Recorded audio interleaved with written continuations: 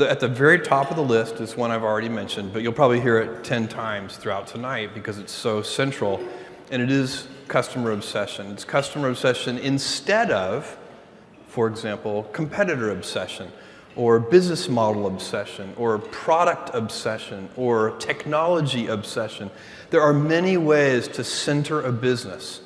And by the way, many of them can work. I know and have friends who lead very competitor-obsessed companies, and those companies can be successful. You know, that's not a bad strategy.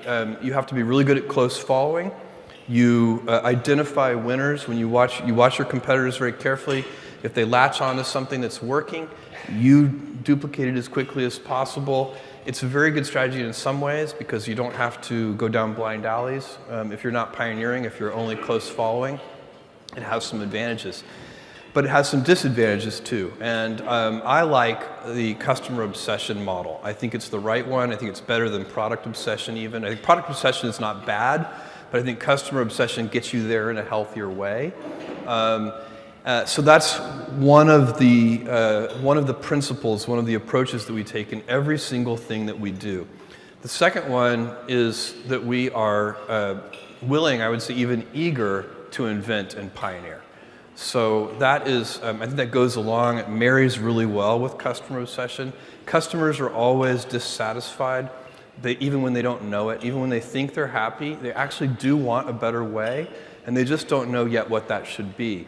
And that's why I always warn people, customer obsession is not just listening to customers. Customer obsession is also inventing on their behalf, because it's not their job to invent for themselves. And so you need to be an inventor and a pioneer. And the third one, that's really central to the way we think about all of our business problems and a bunch of things at Amazon, is we're long-term oriented. So I ask everybody to not think in 2 to 3 year time frames, but to think in 5 to 7 year time frames, to not think about, when somebody says to me, congratulates Amazon on a good quarter, which is a very common thing to say. You meet somebody, they're being nice, they looked at your financial results for the quarter, they're like, good quarter. I say thank you. But what I'm thinking to myself is, that quarter, those quarterly results were actually pretty much fully baked about 3 years ago. And so like today, I'm working on, a quarter that is going to happen in 2020, not next quarter. Next quarter, for all practical purposes, is done already, and it's probably been done for a couple of years. And so if you start to think that way, it changes how you spend your time, how you plan, where you put your energy, and your ability to look around corners gets better. So many things improve if you can take a long term. And by the way, it's not natural for humans. So it's a discipline that you have to build.